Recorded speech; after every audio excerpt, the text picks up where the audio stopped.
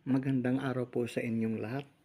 Ang exploration natin ngayon ay papunta sa Lake Buhi sa Camarines Sur, Region 5, Bicol. Kung saan ay, kung titingnan natin itong lugar ay agrikultura na napakaganda. Ito yung Mount Asog na napakalawak nitong kapatagan. Kung makikita natin sa unahan, may crater, ito yung sinasabi na Mount Iriga or Mount Asog sa tawag. Ngunit bago mag-Christine yung bagyo, ay ito ang kanilang forma pa kung makikita natin. Ngunit nang matapos yung bagyo, ay kinain ng baha itong mga lugar, ay yung mga pananim ay nasira. Kaya let's go. Bago tayo magpapatuloy, shout out po sa lahat ng mga subscribers, viewers. Sana nasa mabuti kayong kalagayan saan man sulok. Ang ganda dito ng kanilang surrounding. Ang simoy ng hangin ay napaka lamig. Ngunit dito sa isang lugar ay ito na yung lake ng Buhi, kung saan makikita natin na banayag yung galaw ng tubig at napakaraming water hyacinth. Ito yung pier na daungan dito ng mula sa kabilang lugar.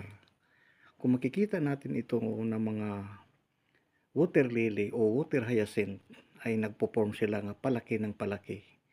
Kung saan po ang hangin ay doon po sila dadalhin at magpo-form sila ng para silang lupa.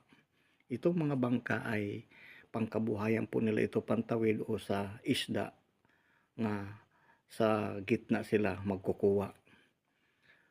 Itong mga water lily ay napakarami na kung titingnan natin nga hindi silang permanente ang kanilang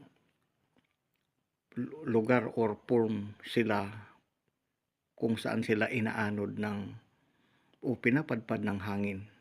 Kung titingnan natin ay nagpo-form sila ng palaki sa isang tabi. Ngunit itong mga bangka na makikita sa unahan ay galing po sa isang barangay yan na itong pagtawid nila padaong po sa pier. Ngunit itong lake na napakalawak ay ito ngayon ang sitwasyon, mga ka-discover.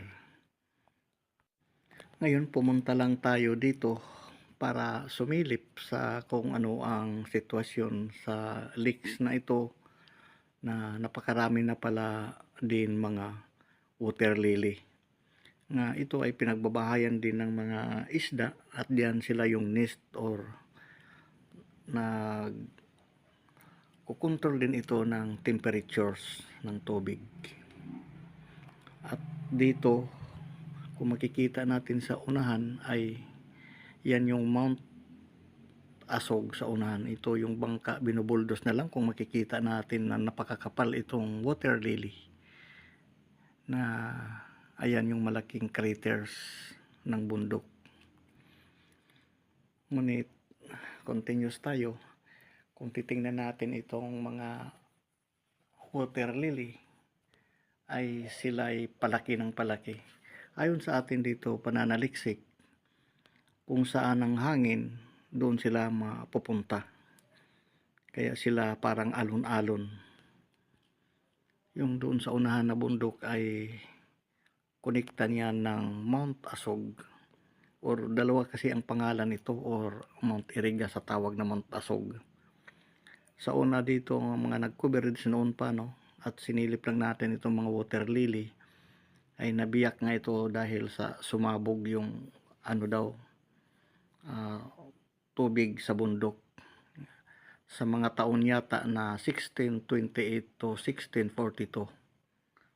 Nagbuga ng tubig itong Mount Iriga sa tawag na Mount Asog. Sabi ng mga kwento sa bundok na ito. Ngunit yung una nga nagka-coverage ay dito, ito lang sinilip natin na maraming water lily. Kaya nabiyak ito na taon 1941 ay gumuho ang gilid ng Mount Asog sa tawag ngayon nga Buhi Lake. Ngunit sabi daw ng mga ninuno ay nakabuhi, para siyang nakawala o sa tawag na buhi. Napagaganda pa ito ngayon ng sitwasyon. Bago magbagyo ang Christine ay ito yung makikita natin na form ng lake na napakaraming water hyacinth or water lily. Ngunit dito daw sa kabila ay puntahan natin at napakakapal daw doon ang water lily nga nakalagay na sila na para sila ng lupa kung titingnan, pero ay water lily yung cover ng tubig, mga ka-discover. Ito yung mga bangka ay pampatawid lang yon sa kanilang sasakyan. Ito na yung makikita natin. Kanina doon tayo sa una, sa front, ito yung sa gilid nga 1,000 tons water lily or water hyacinth. Kung titingnan natin ay parang lupa, pero malalim po yung tubig diyan, nga napakarami na.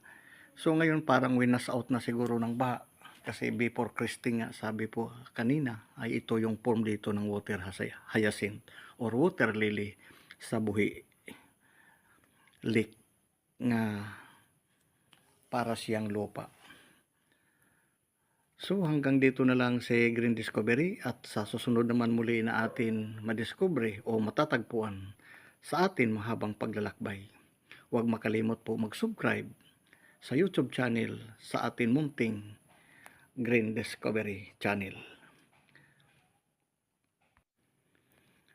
Huwag makalimot po mag-share at mag-like para sa mga susunod pa nga videos natin na makikita.